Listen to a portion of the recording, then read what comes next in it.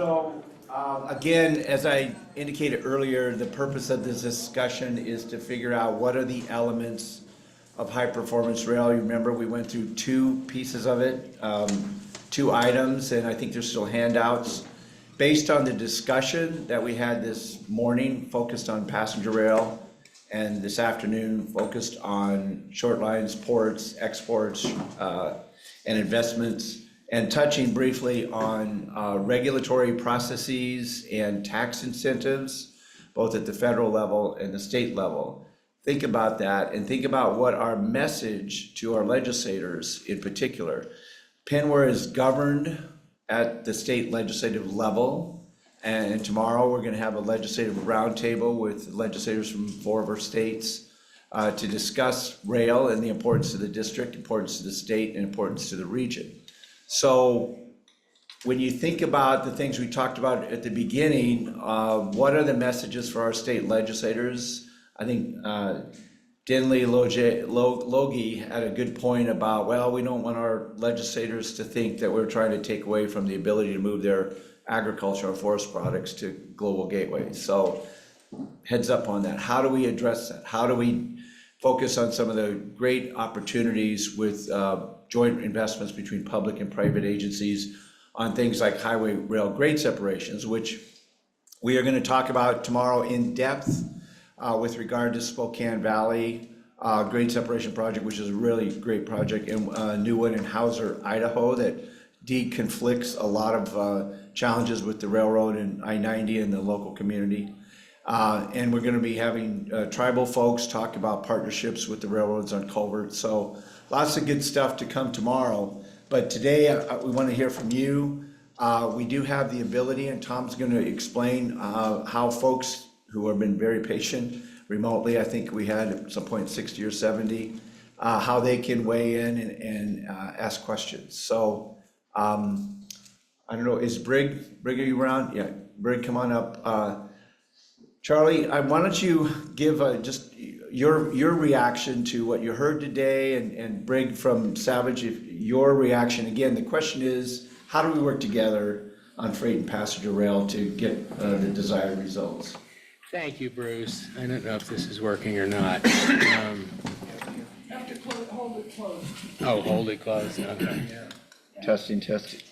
This battery might be Hold it really close. testing. No, let's try this one. Okay, thank you. Yeah, so give a little bit of background here. For several years, I've been working with All Aboard Washington, which is the state organization that is advocating for better passenger trains. And we also have an organization with Dan Bilka is over there called All Aboard Northwest, which is for the whole region. And one of the things that we have discovered as we're talking to people around the region, and we've been hearing it all day, is it really is a matter of cooperation between the freights and the folks who want passenger service. You can't do one without the other. Well, some people might think so, but I don't think it's that feasible.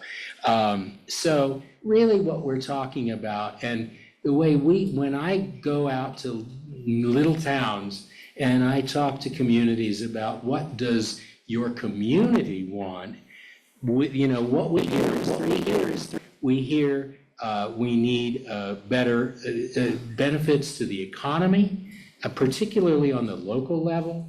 We hear benefits to the environment, and we hear benefits to equity, specifically those small communities that may not have much in the way of other transportation options. And so, from where I sit, I want to know from you folks, what does it take for us to all get together and work together to make all of that happen? Because I think up until now, the freight people and the passenger people haven't really been on the same page in a lot of ways. One of the things we discovered early on is that we really do need to be talking to the class ones and the short lines much earlier in the process than dropping it on them, after something has already said, well, we want to do this. So those are the questions that I have for you, because the folks in this room have all sorts of really helpful background. How do we get together and make what we all want, a better infrastructure, a better passenger and freight rail system? How do we get that together, and how do we make it happen? So that's the question that I would start with. So I can't particularly speak to passenger rail, but I could talk about freight and kind of how Savage views the development of freight transloading, transportation infrastructure throughout the U.S. So we really look for dark spots, if you will, within rail networks and infrastructure within the United States, and find customers who are suffering because of that. Shippers that are suffering essentially because of that dark spot. They're not getting the rail service that they need, or the opportunities that they need to get their products to market, right? Or they're very heavily reliant upon, as Jeff spoke earlier about, heavily relying upon trucks for long distance movement of freight. And if we can capitalize on rail and put a transload facility in place to move product from truck to rail and rail to truck, that's what we want to do. And with our great relationships with all the class ones and short lines, we assist folks in doing that.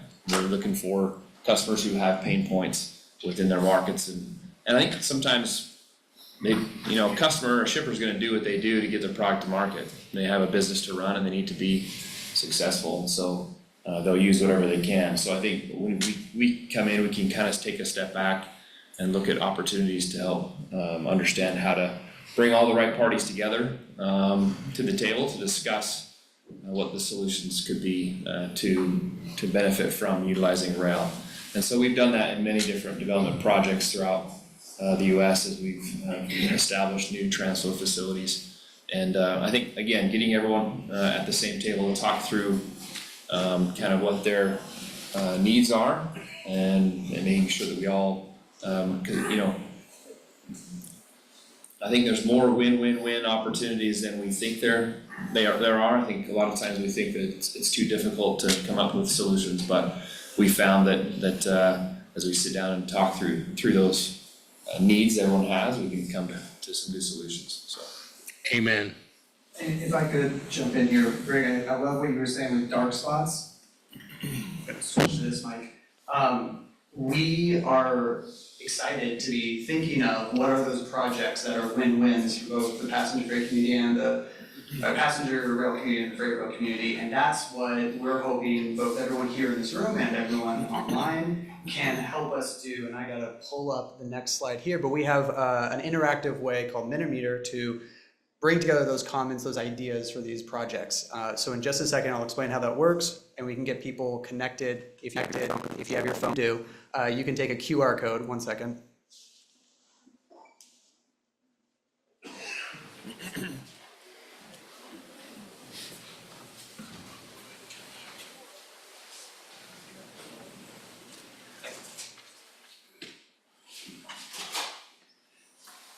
While you're doing that, Brig, one of the things when I was reading about your facility in Pocatello was that it reduces the transportation costs of the businesses, which then reduces the cost to consumers, which in this very inflationary time is a big deal. Have you quantified that in terms of the end cost of the product that is being shipped? Yeah, I think it varies across the different customers. I don't know if I've got a good number I can share with you, but so it's not only that, but it's also just the ability to scale their business, right?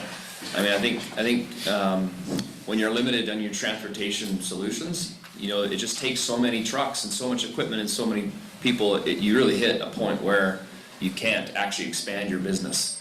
So I think rail brings that ability to expand. In this case, in Pocatello, it really helped to help customers expand their business and do more because it was an easier access to the resources that they needed, so. And I would take it one step further. I would say, you know, if somebody wants to expand their business, how are the people who are going to be working for them, you know, their employees, how are they gonna get to work? You know, this is one of these last mile questions. You know, if everybody's got to drive, then there are certain places and there are certain types of people that you're not gonna be able to get as employees, which limits your ability to get a really good workforce. So, you know, that's another piece of it. If you're in a big-ish city like Pocatello, that's one thing. But, you know, Diane and I were talking last night about a very small community, and, you know, the school is tiny, and I gather there's not a whole lot of employment opportunities there, just because it's such a small place. And so if you want to compete, if you want to build a business, where are you going to go? Where are you going to find some place where you can get people who are willing to work there? I mean, your quality of life may be great, but if you can't get to the employment center, then you're kind of out of luck. Our friend Gary, who's here, will tell you, we've been hearing from people in even a fairly large community like Yakima, will say that the young people are leaving because they don't have the ability to move, to get transportation elsewhere. And so they leave, you know, they go to Seattle or they go someplace else because much as they like it, it's not feasible for them to stay. It's a brain drain. Questions over here? Go ahead. Yeah, Charlie, I guess to answer your question that you posed earlier in terms of how do you potentially break free of the adversarial, either perceived or real adversarial relationship between freight and host railroads and either existing or future passenger rail operations. Let me give a couple examples from Montana. One, from an organizational standpoint, in the state of Montana, regional rail authorities are authorized to only have on their board of directors representatives from counties. That's the hand that's been dealt us, and we've rolled with it pretty well, I think. But we recognized early on in the formation of our rail authority that leaves out a whole host of voices that are really important, including industry, including the host railroad. So we created on our board of directors a series of ex officio, non-voting members who were at the table with us, and this includes our host railroads. So BN has a representative. One of their assistant vice presidents is on our board of directors. So when folks ask, what does BNSF think of this? Well, they are literally at the table at all of our board meetings. Similarly, recognizing that another important voice are those of tribal nations through which this corridor that we're working on passes. So we created a series of positions for tribal nations to be at the table on our board of directors. The second example, a concrete project example, would be, and I think Bruce mentioned it earlier, we are a co-applicant with Amtrak for a Fed State Partnership grant up near Malta, Montana, home of a real choke point along the Empire Builder and freight operations in northern Montana that has ripple effects outside of the state of Montana even. So we partnered with our freight railroad in the state of Montana to try to improve the operations of the Empire Builder. So we successfully got $15 million. BNSF and Amtrak are putting in the non-federal match.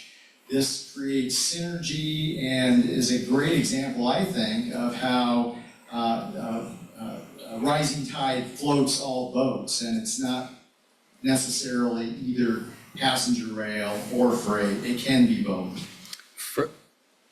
Raises all rails? Yes. No, that's great. Elaine?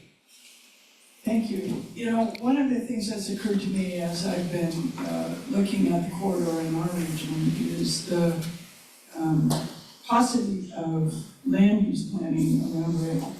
So we have these rail corridors that run through almost all of our communities.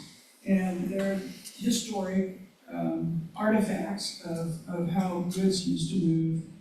And there's, I think, a expectation that they will always be whatever they are today in terms of land use.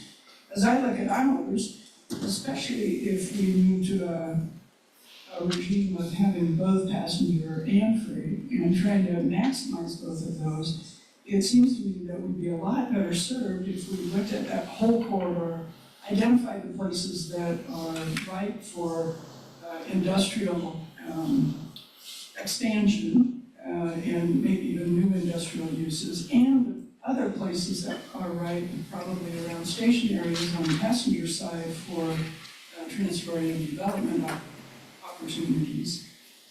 And leaned into those from a land use perspective. As we talk to our freight operator, at least early on, the conversations were always, gosh, wouldn't it be great if we had passenger rail? And they'd say, no, that would really inhibit our ability to move freight. Well, where would it? Well, we don't know. We're waiting for whoever comes that will ask for a new spur, and we don't know where that will be, so we can't give you anything anywhere because we just don't know. And you know, I'm overplaying that a bit, but I do think that doing some really intense planning that includes the land use part of it would, involving the municipalities and counties around it, might offer us the opportunity to really figure out how to maximize those two uses jointly instead of having them compete against each other. That makes all sorts of sense. Let's see, who else do we have? Yes, There was a couple of. hang on, we'll give you a mic. Earlier in the day, there were a couple of comments about understanding revenue flows for revenue streams that might be created, and the fact that for a lot of these programs, there are no bailouts. So there are no trust funds, there are, without a consistent revenue stream, it's really hard to plan for not only maintenance, but future growth and other types of things. Earlier, they mentioned that there were examples in Colorado and Virginia that had revenue streams. And I guess one of the things that I was thinking is there a mechanism in the state, within statute, that you could develop a revenue stream to encourage development of place that would benefit, and some of those revenue streams could be used to support passenger as well as freight. Is Senator Gorsuch still here? I think he's got some ideas. He's got some ideas in Oregon that we might want to ask him about.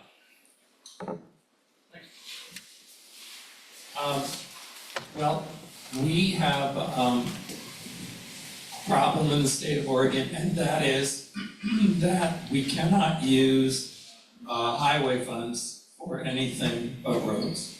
And so we're very limited on what we can do in terms of what ODOT is able to do. However, our one source, or actually I hate to say it, it's probably our only source, is lawnmower gasoline sales. Now it's pretty sad when you think about it. And now the city of Portland wants to reduce the use of gas-powered blowers and all sorts of things. So we may be cutting off our rails to spite our face. However, we have, and you may have seen this, recently there's been some interesting information that's come out about what vehicle tires do as they break down and release toxics. And those toxics then get into the water system and harm salmon. And so I am going to have a bill this coming session in 2025 that I hope to pass that will put a tire fee out there. And then half of the fee would go to rail operations and the other half would go to salmon recovery. And it's the first time that I've been able to come up with something that seems like it will get past the constitutional requirement that we get tangled up in terms of highway dollars. So that's one that we're going to try and run. We have a big package coming up at 25, and that would be one of the things we would fold in with a lot of the other transportation.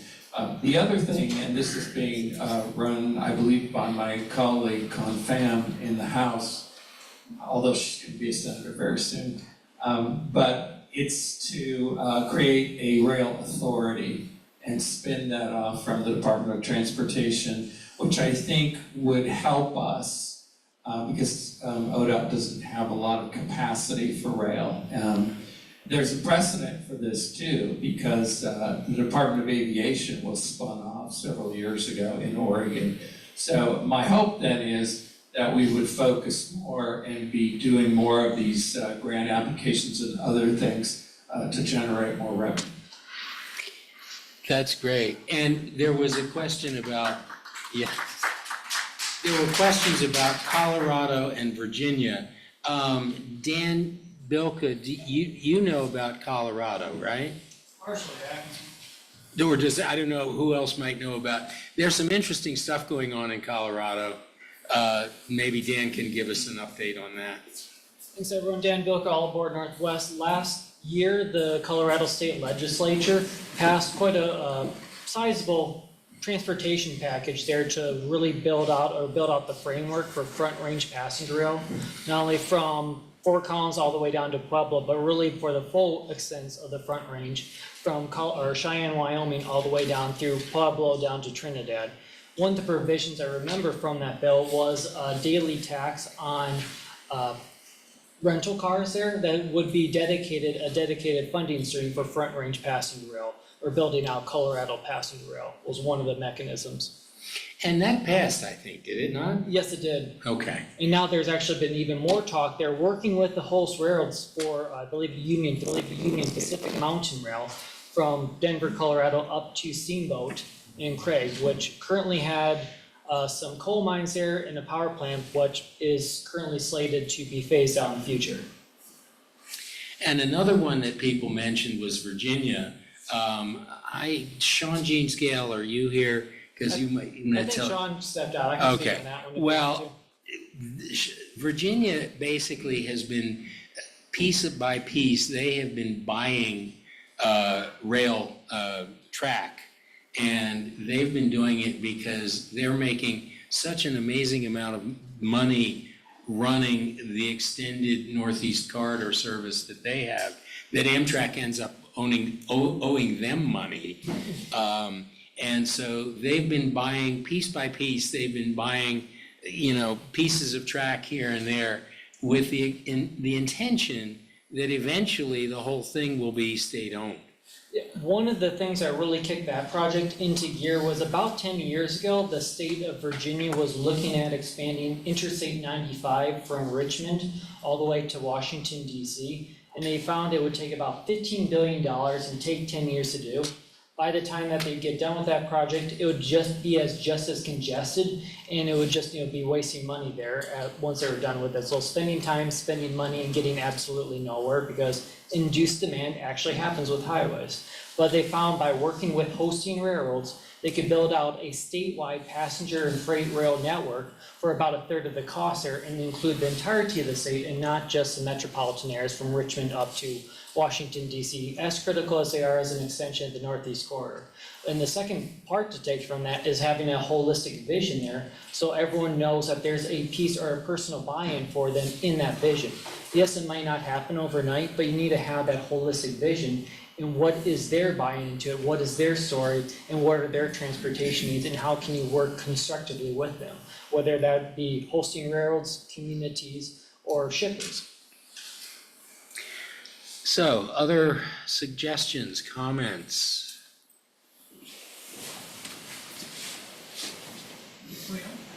I was wondering if anyone has ever considered a federal excise tax on diesel fuel used by freight railroads. This would have two purposes. It would act as an incentive to re-electrify part of their systems, like the former Great Northern between Wenatchee and Everett. And also, the revenue could be dedicated as a steady funding source for Amtrak. Now, yes, the railroads would oppose this, but part of the tax could be rebated as an incentive for freight railroads to run passenger trains on time. Didn't they just turn that over in Tennessee had that same sort of tax, and they got sued, and then, Tennessee had to give all that tax money back. It would require a federal law to do this. Can you please put the mic closer to your mouth? Yeah. It would require federal legislation I to don't think it's enact on. a excise tax on fuel. The trucks pay an excise tax, we all use gas taxes. So the freight railroads, I didn't realize, but to my knowledge, they cannot pay such a tax. No, it's not working. Okay, then we'll have to use this one.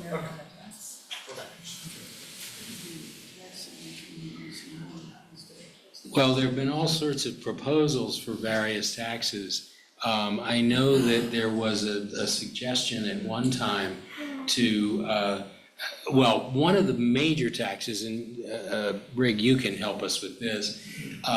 You, as a company, pay property taxes on your tracks, don't you? I'm sure we do, but I don't know, I can't speak Okay. to it. I'm sure somebody does in this room. But I know that a lot of people have complained that the freight railroads have to pay local property taxes that other forms of transportation don't. If somebody has more information on that, please shout. Well, one of the things that's come up consistently in this discussion about high-performance rail, most clearly focused on the short line modernization tax credit and the 12 states that have it. So I think as we flesh out our high-performance rail agenda, besides public-private investments in infrastructure, we will look at the regulatory and taxation process. And again, with our congressional delegation, particularly in Oregon, with Senator Wyden, Chair of the Senate Finance Committee, and other members of Ways and Means in the House, we have an audience to take these tax investment credit programs to test and to discuss with. Yeah, we certainly have openings now than we have had, more openings now than we've had in many years, because of course the IIJA provides a significant amount of federal funding, but you still have to apply for them. And you know, I know there's been concerns, and Senator Gorsuch mentioned this. You know, some places just don't apply for these grants because they don't have the local people to fill out the paperwork. And so, you know, the big states get the money and the small states don't sometimes.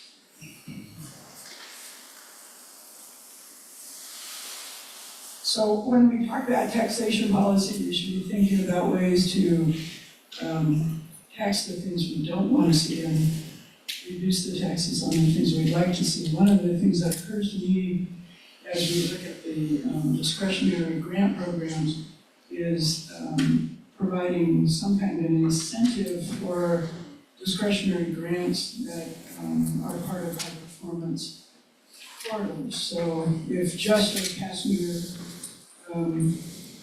grant comes in, it would be one thing. If just a freight grant comes in, it would be another. But if a passenger freight grant together came in, it would get higher points. Maybe that's something we could work for in the administration of those grants. Thank you for that, Elaine. That's exactly what I was intending with this session. If you see up here on the screen, there's a lot of ideas, very general ideas right now about things we might invest in. But if there's a specific project that you are thinking of, you know, there's a lot of local passenger advocates online, here in the room. there's a lot of transload facilities, shoreline folks. If you name that project, there could be someone else in this room right now who would say, oh, that's really close, or that's similar to what I'm trying to do in the same quarter, in the same area. Maybe we can combine these projects, and that's how we can actually get things moving forward. Well, speaking of projects, hi, I'm Bill Moyer, I run Solutionary Rail. One of the things I think we should remember is that we always talk about rail's efficiency, but I recently found a Congressional Budget Office report from 2015 by a guy named David Austin that priced out on about 6 different variables found the median price of the difference between freight, the external cost of freight by truck versus rail. And the ratio is an 8-to-1 ratio. And we're talking about a little more than a nickel per ton mile for truck, and an eighth of that for by rail. And that's for both motive power by diesel. So I think that's something I'd love to be able to share with others. The particular project though, I've been very interested in where the state actually has assets that are underutilized. And I would say that the PCC system is a great resource in Washington State and has the capacity to be an even better resource. And I think it can be a sustainable system for the future.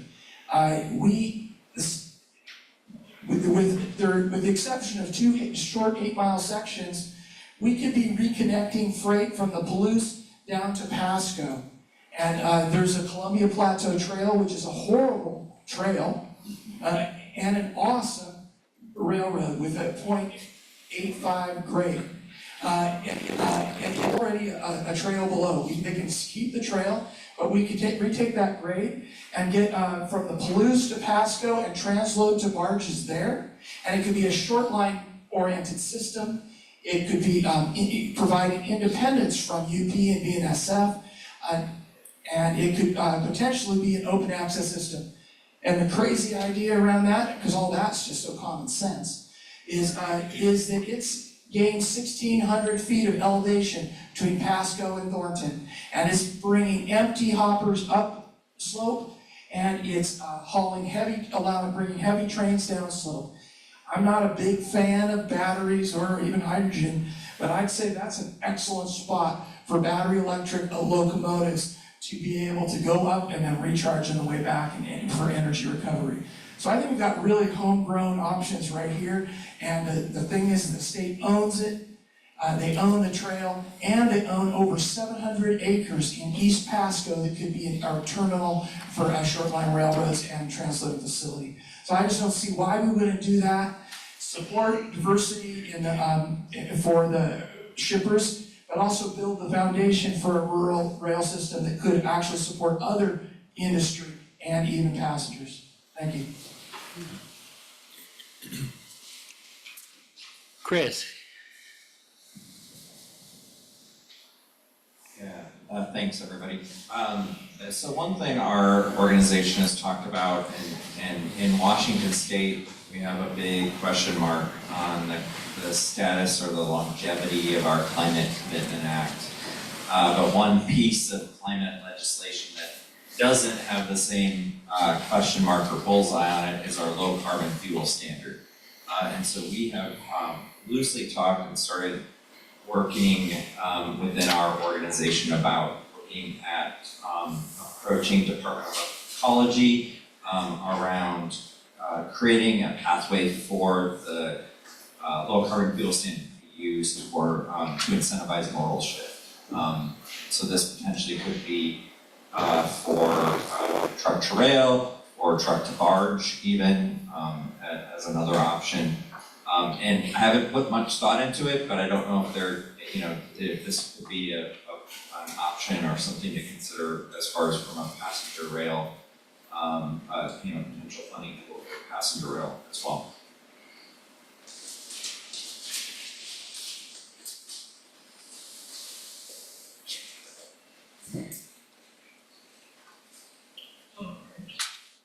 Yeah, hi, I'm Jim.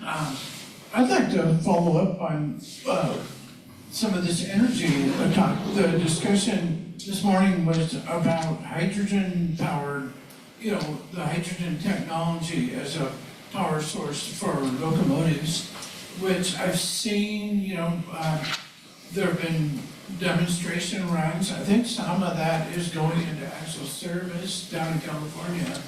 So that is really a promising technology in that overhead catenary is very expensive to put up and run.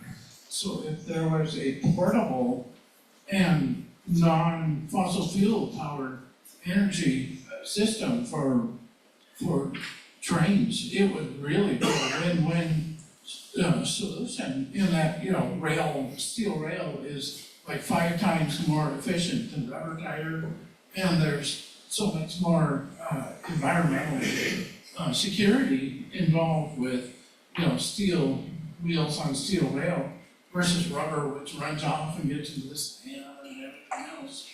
So, my thought, I had this morning, is that, I don't know if we can do it at this conference, but more of a breakout session kind of thing, where we actually delve into some of this, you know, technology and power sources. You know, there's another power source is the, either there's solid state batteries, which are kind of a new technology kind of battery. It's like millions of diodes that store the energy. Yeah, Jim, I think as you say, we probably can't get into the details of this, but I think there's some great ideas. The hydrogen trains are actually in service in Japan. I've seen videos of it, but you know, those kinds of new technologies are definitely going to be really important to what we do. Who else have we got?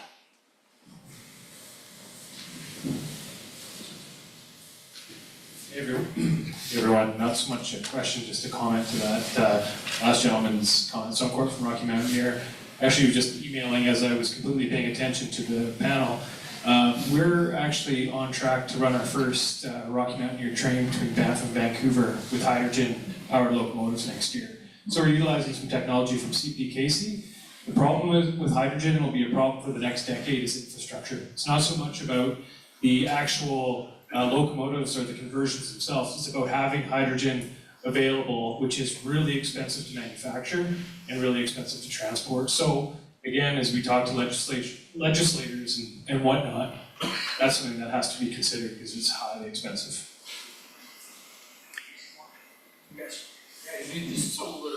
Yeah, hi, my name's Steve Missoula. I'm the state director for Smart TD Transportation. Also a locomotive engineer, been railroading for 35 years. My only question, I'm all for some high-speed rail, passenger rail. I think that'd be a really good thing.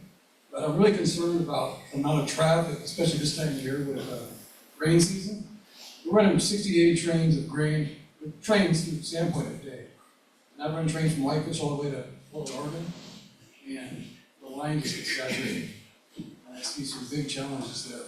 So those are just the comments I want. So are we talking about bottlenecks here? Yeah, well, definitely. I mean, amount of trains, especially like you look at the Cascade or the Flathead Tunnel, the amount of time it takes to get a train through there and get that flushed. You've got a maximum of about 24 trains, you know, in a 12-hour slot, because you gotta get through there, flush the tunnel, and you gotta have a clean flush. And I can't remember the exact amount of time it takes to flush those tunnels, but it's a time-consuming thing, and the amount of traffic. And I've seen Amtrak being held up and dying on our lines and when grains were rolling. So it's just, those are my concerns.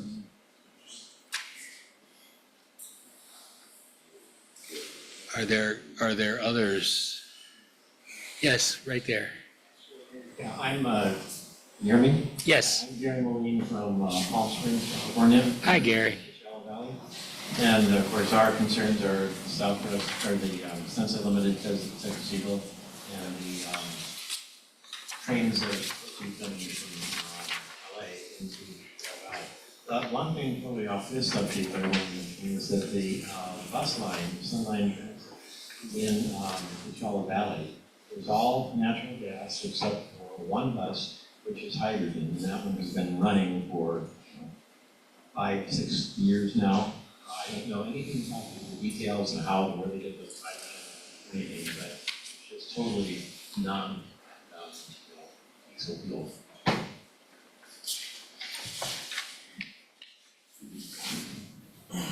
Well, from my perspective, one of the things that you have is the variation in organizations that are running transportation.